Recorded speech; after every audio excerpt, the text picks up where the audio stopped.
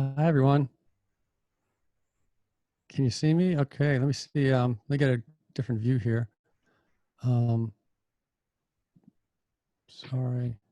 Hi, everyone. So thanks for being here. And I'm so glad to be here with Jacqueline Woodson, my dear, dear friend, and at McNally Jackson, which is sort of one of those miracle bookstores that appeared at an unlikely time when there were huge, Amazons and things around, and somehow managed to thrive. So I'm really grateful for that. I'm going to read a little bit from this book. This is the night our house will catch fire, and then Jackie and I will have a little conversation. Jackie also has a book out now that just came out, which is really a great book called Before the Ever After, which is really fantastic. I just read that in the last couple of days. She's really, I'm just so happy to be here with her. She's one of my favorite writers of all time. So the book, This is the Night Our House Will Catch Fire, just to give you a little background, it began as a story. I'd tell my daughter. She would ask me, when she turned 7, she'd ask me what my life was like when I was 7. And I began to tell her stories. I didn't remember much. There was a time in my life I haven't, that I hadn't written about that much, because I didn't have that many memories of it. And I began telling her about a man that lived in the woods behind my grandmother's. There was sort of like a fairy tale, a hermit that lived in the woods behind my grandmother's.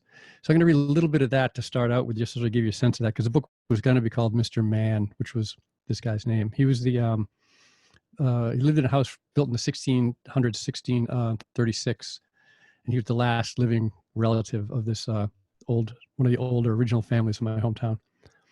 My hometown was in Massachusetts, in Situate, Massachusetts, on the coast. So I'll just read a little. I'm going to read a little bit through the book. I'll just read for about 10 minutes. Mr. Mann. Tell me the story of Mr. Mann, my daughter pleads. It's a story I've told her 100 times already. This, apparently, is what it is to be 7. You can bear to hear the same story over and over, again and again. Or maybe she has noticed that each time I tell it, I add a little more. She wants to know what it was like for me when I was 7. The story of Mr. Mann is what I remember. This is how I begin. Mr. Mann lived in the woods behind my grandma's, in a house near the cemetery. My grandma warned me to keep away from his house, to not even get close. That if I do, he'll come outside with his shotgun and blast me full of rock salt.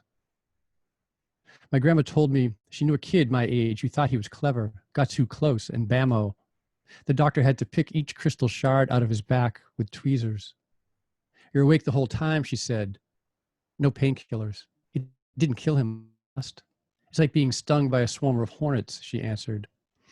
I tell my daughter that when I learn rock salt won't kill me, I'll end up spending that summer, the summer I'm 7, the summer after our house caught fire, trying to get as close as I can to Mr. Mann.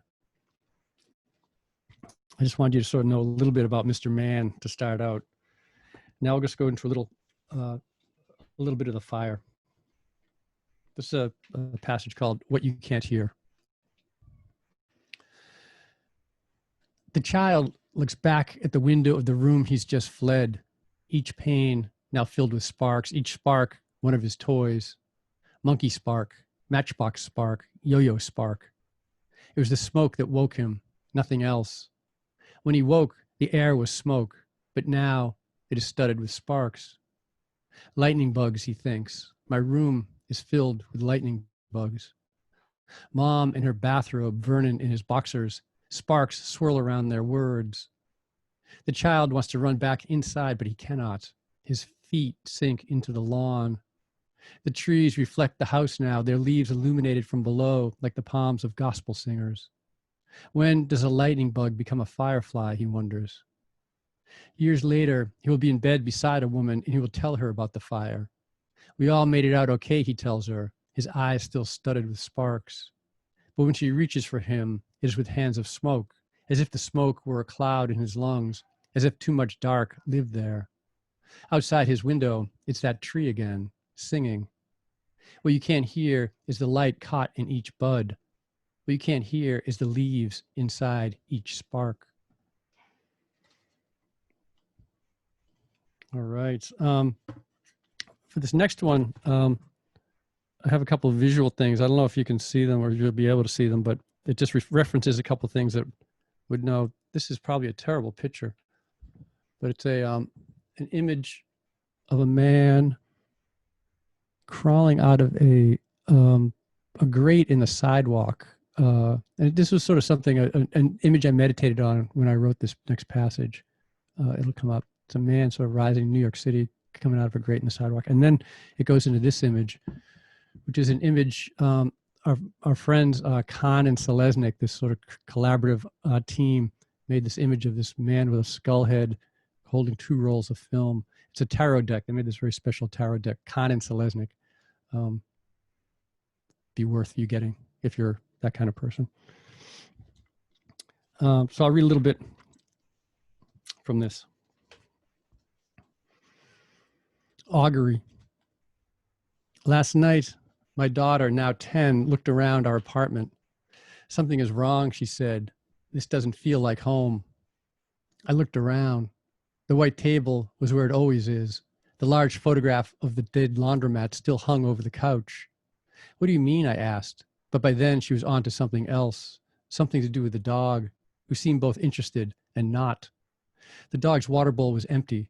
My daughter carried it to the sink and filled it, then spilled some on her way back. I watched the spill expand, transform. At one point, it looked like Florida. What could it possibly mean? What could one read into that? Jung offers this: the dread resistance which every natural human being experiences when it comes to delving too deeply into himself is, at bottom, the fear of the journey to Hades. Hades, I think, refers to the underground world we each carry within us, like that man rising up from the grate in the sidewalk, the grate you have to step over every day on your way to work. You never thought of it as a door. You found it one day. It led underground. You didn't tell your wife where you'd go once she'd turned off the light. Down there, it was always night. Maybe you imagined you'd like who you found down there. Maybe you imagined it'd be like fucking someone with the lights out, how in the dark they could be anyone, as you reach your hand as if blind to feel your way forward. I used to be on my way somewhere. Now I am simply here. My daughter looks around our apartment as if she'd just woken up on another planet. Something is wrong. I am her father, but some days, surprise, surprise, I have no idea what that means. When she was born, I told myself over and over that she is the instruction manual. Just pay attention. So I did. I paid attention for years on end. Then for a few years, I drifted away as if it was all just too much. This day, this life, drifting. Some days I was like the man rising up from the hole in the sidewalk. And some days I was like the man on a card from that tarot deck my friend made, the man who holds a spool of film in each hand. In that card, the mask I wear makes my head look like a skull, or maybe it is a skull. My daughter looks at this card. Why is there a snake around your neck, she asks. Is that why you're dead? The movie goes on and on. It is on an infinity loop. We sit in the dark and watch it, one spool spinning into the next. You can play the film in any direction. It can rewind, it can jump forward. In one scene, my daughter's feet are blue as an eggplant. It was the winter of her birth. I thought her little blue feet were beautiful. I didn't know I needed to swaddle her. When came to our apartment, a friend who also happened to be a doctor told me, put some clothes on that child. In the next scene, my daughter looks around this same apartment and says, something is wrong. When did she learn to speak? Can I rewind the words back inside her? Here is what was, here is what will be. All of it held in this one spool of film. I'm going to stop there. Thank you. I'm going to bring Jacqueline Woodson out to have a discussion now. Hi, Jackie. You're still muted. Oh, do I got to unmute you? Someone's got to unmute Jackie. Let me see. Thank you. I'm unmuted now. It was that the host had to unmute me. Ah, that was beautiful, Nick. Thanks so much for sharing those parts of the book with us. It's such a profound and beautiful book, and I just wish everyone could there's something that happens when you read your own work out loud that just adds this other dimension to it. And one thing I was thinking about, aside from the fact that I remember very clearly those blue feet on that poor baby. that was your partner. That was my partner. It was like, put some clothes on her. But is how as new parents, there is so much we don't know. And I was thinking about you writing memoirs. So let's start with you writing memoirs. So we have, the first one is Another Bullshit Night in Suck City. We're considering that a memoir, right? Yeah, as opposed to what? As opposed to, Another Bullshit Night in Suck City, for those of you who don't know, is the story of Nick and his dad. And it's your first memoir. Then the second memoir is The Ticking is the Bomb. Yeah. And then the third one is the reenactments. And this is the fourth one. Yeah. And I think there's vignettes in all of them. I'm not remembering, but one thing that really struck me about this one is the way you're using vignettes to tell this story. So those are the two first questions I have. And before you answer them, I want to remind the audience that you can put your questions in the chat so that we can answer them at the end of Nick and I talking. But I want to talk to you first about choosing to write 4 memoirs. Now, many people don't even get one memoir out of their lives. And now we're up to memoir number 4 from Nick Flynn. Yeah, the vignette thing, I think it comes from just I'm primarily a poet still. I still think of myself as a poet. And it's just sort of the length of my thoughts, maybe these bursts. I tend to write now, in this book especially, even more so. Like, I think I worked harder or more. I put more hours in when I was younger into writing. Now I really write like an hour a day. Like that's wow. and I just do it in these bursts. Like, and the rest of the time is just trying to like stay, get in shape to write that for that hour. So they're sort of condensed, and a lot of them they all come from meditation too. I meditate first before I do it, before I write. And that's, that's the initial drafts of it. And then they get shaped and moved and broken up but I try to keep that initial energy, that sort of meditative energy in each vignette. And then it is like a friend of mine had said a thing about that there's a huge kaleidoscope upstate, like up around like Woodstock or something. There's a kaleidoscope you can enter. It's a room you can go into, and the whole world like sort of like breaks into like kaleidoscopic images. And I kind of don't even want to go see it because I just like it as an idea. Like, like I don't want to go in and be disappointed in it because it sounds really wonderful, but it sounds like much better, I think, in my imagination of it.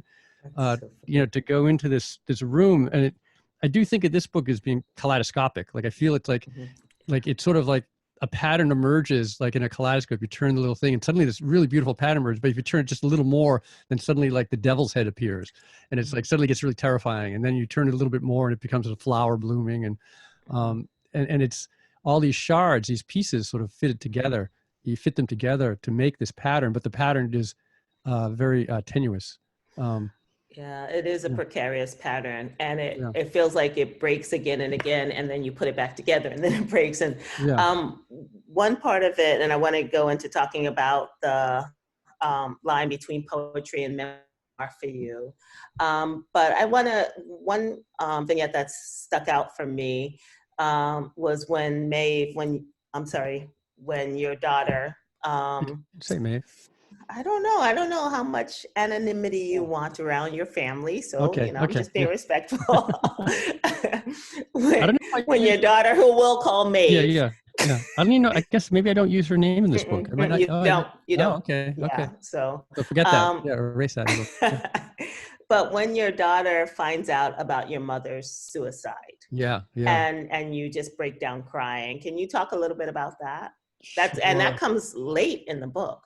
And that sort of comes at the chronological moment in the book when I was writing it. Like it sort of comes at the place where it happened. Because in the beginning of the book, I'm saying that I'm not going to tell her about my mother and how she died.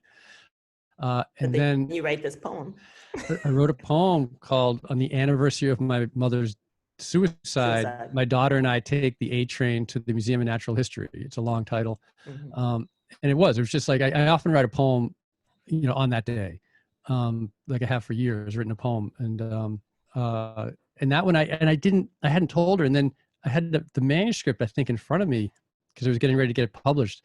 And that poem was just on top. And I was on the couch, just sort of doing something, the things you do for a manuscript. And she came up and, she came, sat down. She doesn't usually read my stuff, I don't think, but maybe she reads everything. I'm not really sure. She's such a reader. Yeah. I mean, maybe she comes up and just like, it takes everything in, so she really took it in, and she was just like, and she just said, like, shocked. She said, your mother committed suicide? And I really I just like started crying because I didn't want her to know in that way. Like I knew I would tell her at some point, in the future, but like it sort of shocked me. It just sort of shocked me that was how she found out. And then we talked. It was great. It was really, beautiful conversation we had. You talk about feeling relieved to some extent that you weren't holding that anymore. Yeah, because it's something I knew that she would, know about. I mean, I have this sense that I don't know how you feel with your kids, but that they know everything about us anyway. That they already know everything. It's just a matter of us finally admitting to it, And also stuff they don't want to know. I mean, stuff they know, but they're like, please don't ever say it out loud because it's going to be true then, right?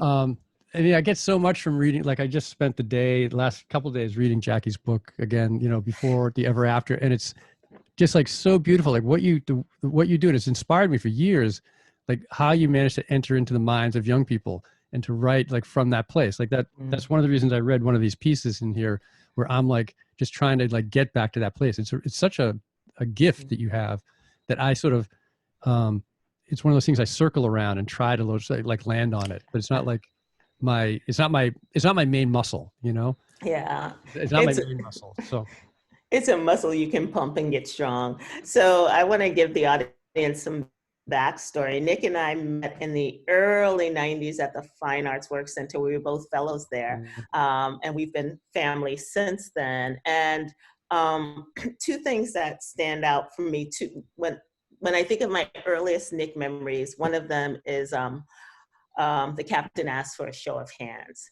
And hearing the different drafts of that poem and realizing how poetry is something for everyone. I think there was this kind of, I remember that guy with the big feet, I can't remember his name, I think it was Penske.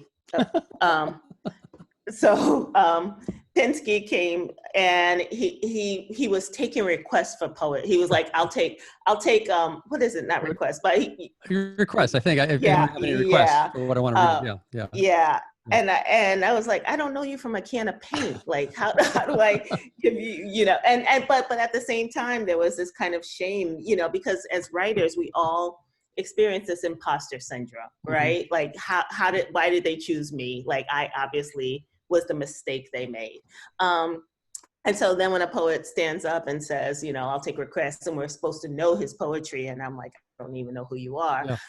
And then I remember you reading the Captain Asked for a Show of Hands, which was so foreign to me on so many levels, from, Massachusetts to water to a ship going down, like all these ways in which this person who had come from Brooklyn did not understand, and me understanding it, that you knew how to speak my language, and that there was this connection across cultures, across all of these different divides. And then when you were in the New York City public schools, and you had that poem about every living thing has shoulders. Can you talk about that a little? I won't talk about them.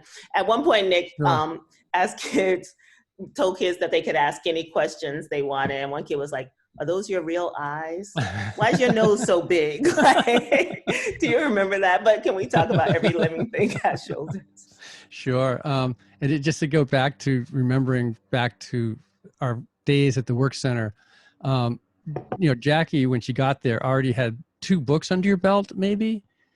Thanks. I had a couple books, and I was struggling to write a poem. Like I was like really like in those 7 months we were there, like I wrote like 2 poems. and Jackie was like finished her like 3rd and 4th book, I think, while we were there. And I remember Jackie saying to me, which really was important. She said, "Well, I'm working on a body of work, I'm like, this is a career. This is going to be my life. I'm going to create a body of work. And I was like, I was so impressed. I was like, you're younger than me, and you were like, you like had this vision of what your life would be. And I was so impressed. And it really impacted me to think like one could do that. One could actually think about this as like a long haul, where we're going to do something. We're going to try to like make the world better with this body of work that we make. It really impacted me, that you saying that. The time, the piece about all living things have shoulders was just, I do a lot where I pick up ephemera from the sidewalk and stuff and make these collages out of them and stuff. I think Jackie has one, I know. And, I just give them away, and then I give them away to people I love. And one thing when I was working in the public schools, there was a notebook paper ripped out of a notebook and just said at the top, it was like an essay, clearly like an essay. It might have been a junior high I was in, like up in the Bronx or Crown Heights maybe. And it just said at the top for a title, or the first line of it was, all living things have shoulders. And then whoever wrote it just like ripped it out, realized that it was like, it didn't stand up as like a, started thinking about it for a little while. Well, I don't know what the person thought, but suddenly realized that this wasn't going to, but it was quite a bold beginning. I just was so impressed with it because it starts with like this, all living things. It's like this grand statement that's going to like sort of a unified theory of the world. And then like all living things have shoulders, and the shoulders is so specific, and also you can see the teacher saying like, go from the universal to the specific, you can see them saying that like as an exercise, like, start with something really big and then focus it in on something. And then, so the writer did this, and it just was like, yeah, this isn't going to work. Like, this is not going to, and I carried that one line around with me for years. I carried that piece of paper. I think I still have the piece of paper somewhere in a box, because there was just this sort of, it's like a sacred relic or something. And then it was always going to be a poem. I always thought it could be a poem. And then in the end, it's actually it's in one of the memoirs, and it's just like the end of a chapter. I just say, in the end, it is a poem. Like it's a poem in itself. So I think it's the ticking is the bomb where that shows up. I think so. Yeah. So going from, I remember, you were so clear-eyed about your writing time, especially when we came back to Brooklyn. And now you're saying because of you, yeah. you shamed me into it. But how did it? Do you blame COVID? Do you blame the state of the world? Do you think it's about fatherhood? Because you are a very, very present father. What is it that has changed the way you write? Do you think it's about people having changed the way they read? You mean in writing, not like spending all day doing it and but focus and have it distilled down to like these bursts? Exactly. Well, in the beginning, when I was, at least, by the time I met you, you were pretty well fully formed as an artist, and I was really forming. So I needed like to take my 30s, because we met when I was like beginning of my 30s, and I had to take my 30s in order to become an artist. Like the work center was really just the beginning of me seeing what it could be, what it might be like. I quit drinking like a week before I met you or something. I mean, like not that much before, like, I was really freshly sober. So I had a lot to work out. And so I spent my 30s really like just changing my life and sort of like seeing what it was like. And it just took a lot of time, like, like days that I didn't have to work, going to these public schools, like just like in my pajamas all day, like just like wrestling with like a sentence and, really and obsessing and sort of just trying to gather what it was to be a writer and reading and gathering all that stuff. And then sort of like things started to come together, like in my later 30s, they started to sort of coalesce and have energy around them. But even now, like when I say that I'm not writing much, I do go into it. Like I will vanish for like a month at a time, like, like we do, just go into like, okay, I just need to really be on this for now. But I do worry about it, because it does feel like it does sort of seem to do damage in some way to my family or those around me. Cause I have to, I'm in another world, like I'm just in this other world and just don't really, you're not really part of this right now. And so I try not to do that much. I try to like sort of limit that time just so that I can stay present in the world right now. So yeah, it's so hard as parents too. I mean, because it's like for me, I think, okay, now I have to come back to being mommy. Now I get to be Jacqueline Woodson. Now I have to come back and trying to balance that. And then you blink and our children are 12 and 18, and you realize what a short amount of time you have left helping them get launched into the world. So I want to go back to, this is the night that our house catches fire. This is the night our house catches fire. Every time I say the title of this book, I put that in there. And I know that is not in there, and I'm glad you didn't put it in there because it would have been an extra word, and you don't use extra words. But in talking about the fire and talking about the incident that inspires this book, I mean, many, many things inspire this book, but we had talked about it in terms of your daughter being 7 and what happened when you were 7. But when and why did you decide that you were going to write this specific memoir? I think it was, directed. I was directed to write it by my daughter when she was 7. I think it really was like that. She was like, I didn't have an intention to do this. It was a, as we sort of read in the book, I'm not sure what precipitated it. Could have been a Saturn return thing, like every 27 years or something. Like suddenly everything has to be sort of examined and turned over, and you change your whole life. That's when I quit drinking in my late 20s, and then like this was like sort of like again, sort of starting another a new life. And it didn't really involve writing. Like writing wasn't really part of it. It was really about becoming honest with my wife and with making a decision to actually be in a relationship. Like, I'd been in a relationship, but actually making a conscious decision to be in that relationship. It's a strange, I had a strange sort of disconnect with, where I just sort of look at my life from up until that point, look at my life from a distance and think like, how did this happen?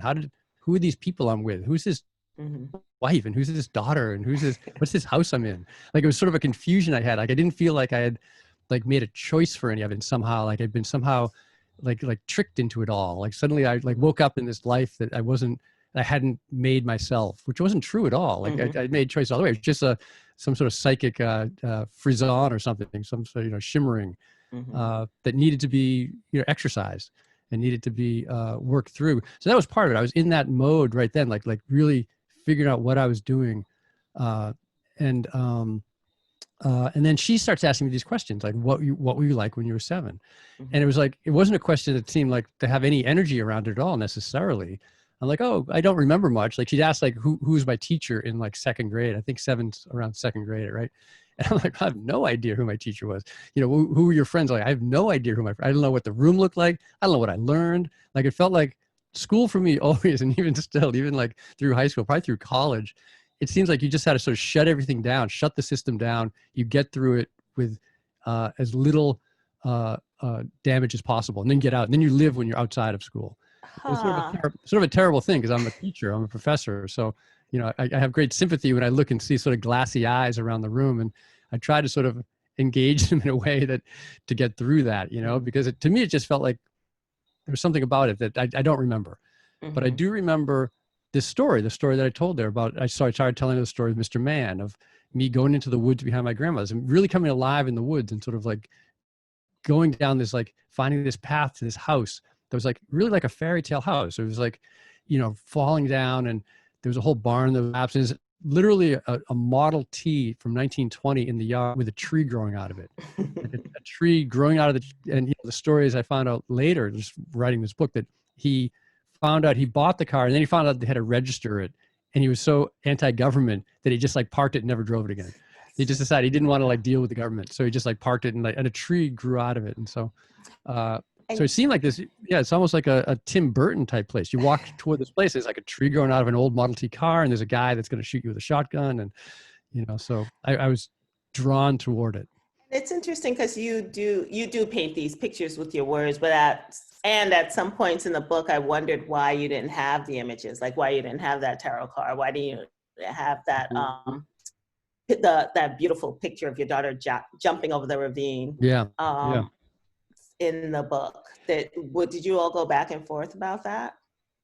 didn't so much about that. I tried to just do it with the words, just enough. And I just done a book. This has been a busy year where this is the third book in a year for me, which is like, ridiculous. Yeah. And, book of poems a year ago, Stay. and then Stay, which is a collection of, it's very image heavy. And I kind of like that beautiful. It exists in another, that's a place, that's a book like that is where the images can come in. You can sort of see them. I'd like to see them exist on different planes. So, so if I do a reading, I can show the slides of those things. I can have slides that come up and to show it, or have projections of things of these. So I think of it that way. I think of how you can make it expand. Like this is like the score. The book is like the score, and then you can perform it in many different ways. So, yeah. So Lisa A has a question about amazed and wondering how anyone so young has so many memoirs to write. Pete Hamill says he listens to music from the years he's documenting. What is your process, Nick? That's good. I have a sense that maybe you could actually, you should talk about listening to music from the years you're documenting, because like the whole book is about, music is such a big part of your process, and in this book especially, it's like it's about like music is like just goes all through it. And then as you're, go ahead. This guy Johnny Temple asked me if I truly waited 40 years to use Rapper's Delight in a book. But Lisa is interested in your process. Yeah, but reading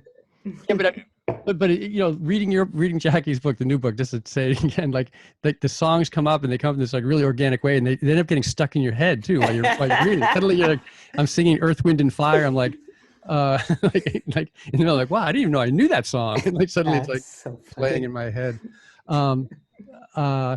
It depends. Like each book has a different soundtrack. I didn't go back to the 60s because it would be like, this would have been in the 60s, the late 60s. And I didn't go back to like classic 60s rock, like to listen to, because that stuff, it's everywhere. It's like a cookie. It just is always in your head. Like they're always playing that stuff. So, you don't need to like even look for it. It just appears. So I didn't listen to that. I listened to really, I would say that very ambient stuff. There's like Sigur Rós and Agnes Obel and these sort of things that I could write to it and just sort of they're almost like meditative. They're on the edge of meditative music. Or just, I put them on. I have these sort of playlists that are, on Spotify now that are just stuff that it sort of like gets me into that state like sort of quickly, but it's not like, it can't have lyrics to it. I can't really have lyrics to it. That's too confusing for me. And again, but at a certain point, like later in the process, if the initial generative stuff is done, then I can listen to stuff that's sort of more lyric based. But before that, it's like Sigur Rós is that Icelandic band. They have lyrics, but you don't understand them because it's all in Icelandic. So you can just make up the lyrics when you're listening to it. Yeah. Did your wife read the book? I've given it to her. Yeah. Is that your question or did someone else? That's my question. That was totally my nosiness. Yeah. I gave it to my wife just last night. You lie. No, I'm serious. Yeah. Just last night, and to her mother. Her mother sent me a note, and I mailed a copy to her mother. So, yeah. So you're waiting for the review. We'll see. Yeah, I mean, I have the sense that like it's it deals with complicated issues, complications in relationships, and it's not like it's working through things. There's a reason my wife and I are together. It's not that we're neither of us are from like perfect families, so we're both like sort of figuring things out as we go, and we do the best we can. So. Yeah. Well, I really love y'all together, so let's keep it that way. Yeah, she's a good one. Yeah, she is such a good one, and I've seen a lot. So. Yeah, you've seen it. Not a lot. I mean, small parade. We've known each other for so many years. That parade wasn't that small. I know you're not talking about my parade, but I know I'm not. I'm being so diplomatic. So this is a question from Jody. I remember Doris Lessing saying that the same life written when you're 30 or 40 or 50 or 60 becomes a very different memoir at every stage. How are your memoirs changing or not as you get older? What new priorities grab you? That's a great question. Thanks. Yeah, great. I love that. I love that Lessing said that, because I think that all the time. Like this book here, The Fire, has appeared in every book I've written. Like the first book of poems I published, 20 years ago now, begins with a fire.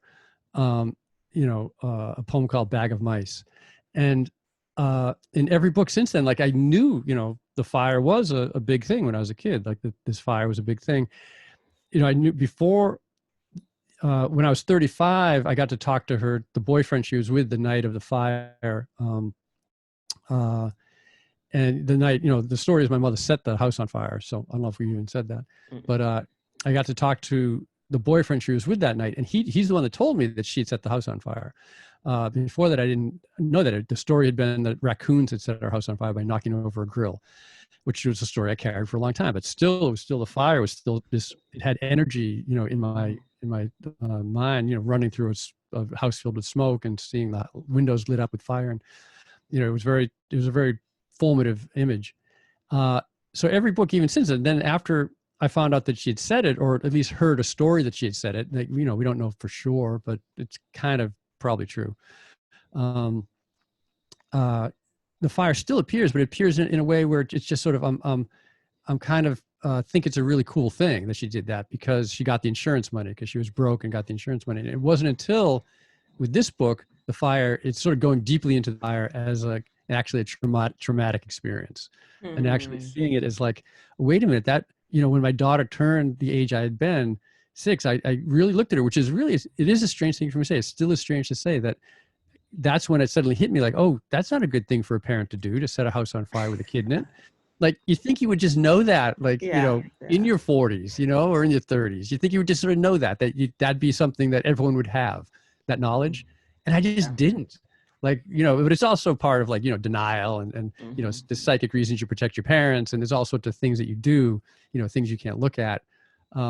But on a very basic level, I just thought, yeah, it's cool. Let's set a house on fire with a kid in it. Yeah, you get the money. If you got the money, you got out. It's all good. Yeah, it's all good. Yeah, and then I was like, tell the story. Yeah, and then that was part of my Saturn return crisis, was sort of suddenly seeing that, having to face that. So, yeah.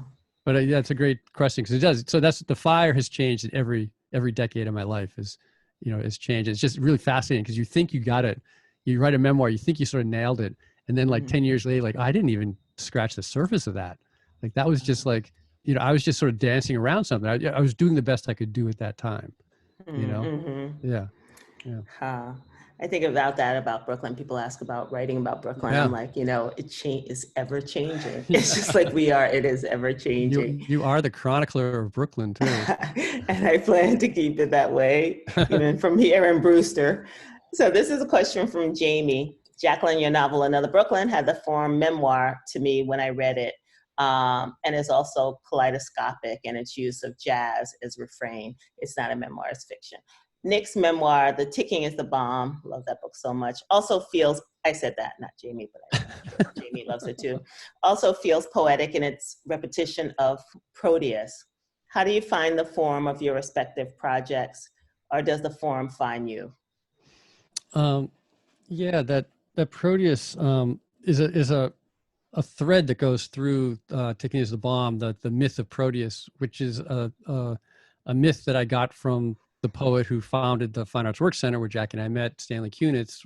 He was the one who turned me on to Proteus. He's the one that sort of told me that he's like the poet's mythological figure, a figure of transformation, of if you go and you find Proteus, you hold on to Proteus, and he keeps churning into all the forms of that which most terrifies you.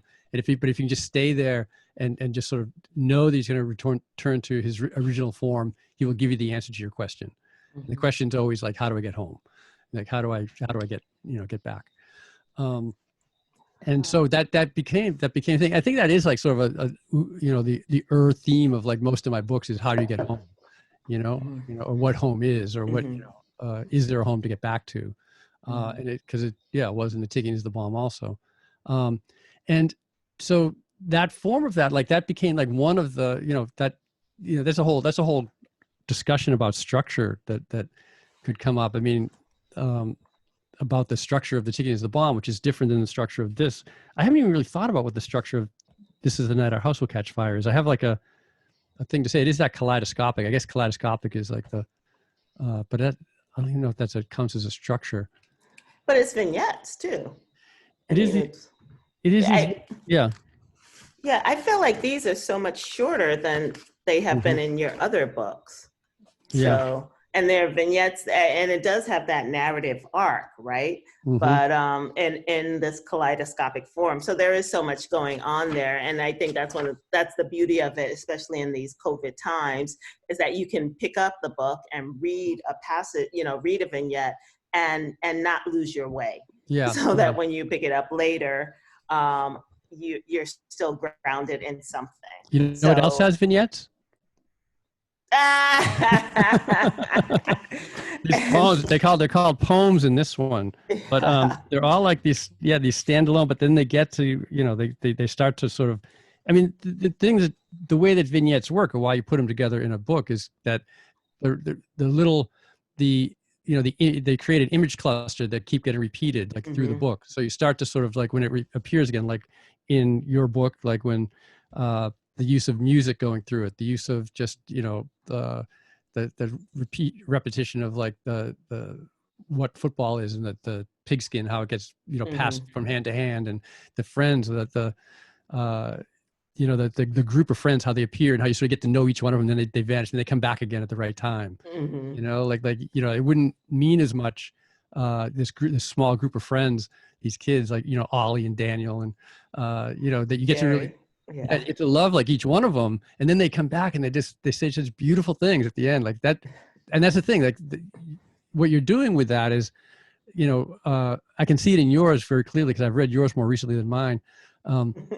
Is navigating this emotional energy, like you really navigate. So like when it hits, when they come back again, and just become this team around him, it's just so beautiful.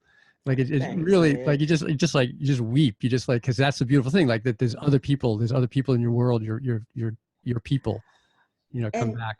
I do feel like, I mean, you were one of the early sensitive males that I met. So, and I do feel like there is a way in this, like historically in this country, that people have not been allowed to be sensitive and, cis male.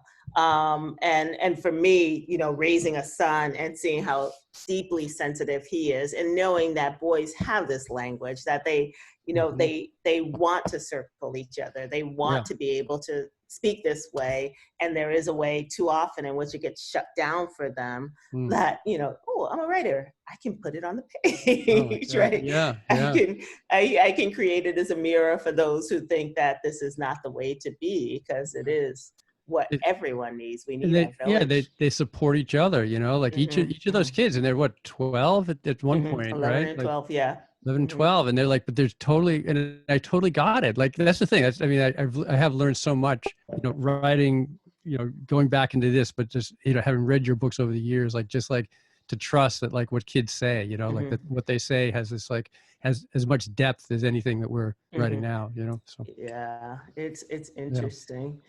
So, and Jamie, with poetry, with Another Brooklyn, it's three things. It's not a memoir. It's nonfiction, which is all the stuff about Bushwick is absolutely true. And then it's fiction, which is the story of the four girls. And then it's, poetic in that I'm very intentional about the use of white space and the way the words on the page. So that was a lot of rewriting to get to those three forms. And my coming out of Brown Girl Dreaming, which was a memoir in verse, I wanted to see how I could push the boundary in fiction. And so that's how that became, that was the process for that. I think we have time for two more questions. And this is Deb Taylor, who's a friend of mine, an amazing librarian, now retired out of the Enoch Pratt library, and I gave my first reading at Enoch Pratt, and I just adore you, Debbie, and you know that. What's the difference in writing a young person's voice for young readers and writing a young person's voice for adult ears? Because I think you've written it for adult ears, though. Yeah, I've written it for adult ears. So, but I don't know the difference. Like, I haven't written for a young person. I don't think. I mean, but I would hope that, like, the poems that I write. Well, they usually get banned in schools. Actually, I've heard of. So do mine. So I've heard of. I know that's the stuff that kids want to read. Yeah. So. I've had kids come up to me and say that they've been suspended from school for coming to school with Another Bullshit Night in Suck City. Oh, really? Yeah, and I think that's so great, Then wow. they get the whole day to read, But oh man, young person voice for young readers. I don't know if is there a difference? I don't know if there would be. Like, you think of the great books, like the great sort of like like Charlotte's Web or something, or was Charlotte's Web really for young readers, or young people's literature is new, right? It's pretty new that publishers found a market and they found a way to sell books to schools and libraries, and I do believe that all books are for all people. I think adults should read more picture books and middle grade books and young adult books. And in this day and age, Charlotte's Web is considered a middle grade book, right? I think years and years ago, it would have been a family read or something that lots of people read. Great Gatsby, same thing, right? Yeah. To Kill a Mockingbird, Catcher in the Rye, all of these books that are now considered something other. I think like a book like Before the Ever After, there is an immediacy, and it's told from the point of view of someone young, and that person stays young, as opposed to Another Brooklyn, where it's told from the point of view of a 30-year-old who's looking back on her years of being a teenager. So that's an adult looking back, so that makes that an adult book. But I think there is an immediacy to that's what makes it an adult book. It makes it an adult book. Because it's the age of the protagonist. Okay. Yeah. Oh, yeah. Wow. So when you go to writing your young people's literature, remember that they have to stay that age. I mean, Brown Girl Dreaming kind of breaks that because it goes from like 0 to 11 or 12, and usually it's within a year or so. Yeah, so it stays in that range. Yeah. So this is the Night Our House Will Catch Fire is an adult book because you're an adult telling it, even though you have young people in the narrative.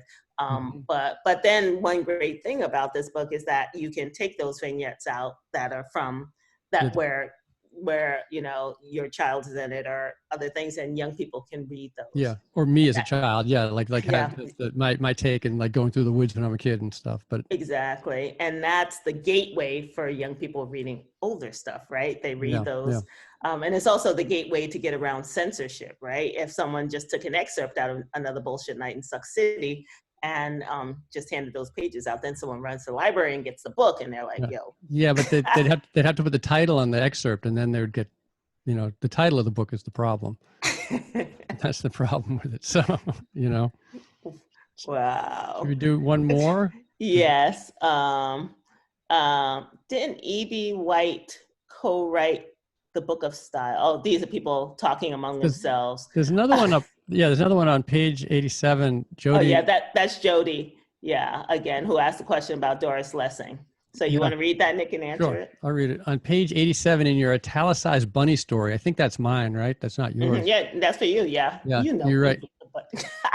I didn't know. You've written so many books. You probably have an italicized bunny story also.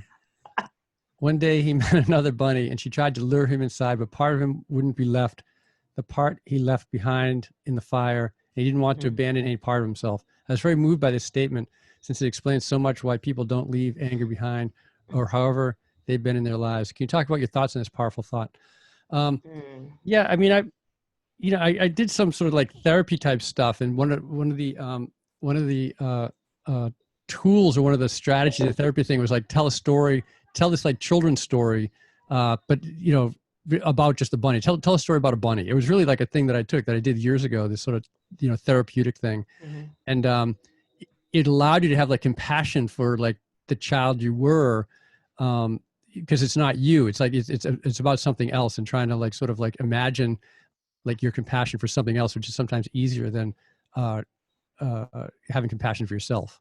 And you know, you can sort of, it's too threatening, but if you talk about something else, something outside of you, I think it is like the, you know, it is like the idea of catharsis, and like sort of getting the feelings outside yourself and projecting it onto something else allows you to actually feel it, something that you can't feel. So I'm glad that you had the feeling too. I wasn't really sure about that passage, but thank you, Jody, because I didn't really, for me, it was moving also. But I wasn't, you know, you don't know what's going to move other people really. So yeah, I appreciate that. Yeah. So this is the question I get asked a lot, given that you don't know what's moving other people. So when you write, are you thinking about your reader? Well, I mean, at some point, but not at the beginning, though. I don't think about the reader at all at the beginning when I'm first writing things. Is it's like I would censor too much stuff out, you know, and you know, and even in this one, it seems like I haven't censored anything out of this book. Like I sort of left, I sort of put everything into it, really. But you know, it's one of those things where, like, you know, putting in things that are like really hard to talk about, like revealing like hard truths. I just find that it's like the worst thing that can happen is that someone could read it and sort of what they would have their own experience with it. I mean, they would, you know, that's the whole thing. Like with these books, that they're really, the whole point of our creating art is to like allow other people to have their own experience with something, and to sort of like somehow project themselves into the book and sort of like realize, like somehow see themselves in the book. And so, you know, I sort of write in a way that I don't know if I think about the reader. I'm not sure when I do. I think about it like I can tell if there's like sort of excitement just in the syntax and the language and it's just fun moving through it. Like I'm like, oh, there's energy here. That's going to be a good thing. If there's energy, that's a good thing, you know? So. Do you read it out loud? Yeah, pretty much everything. Yeah. At some points. I mean, everything's been read out loud in this. Yeah. Yeah.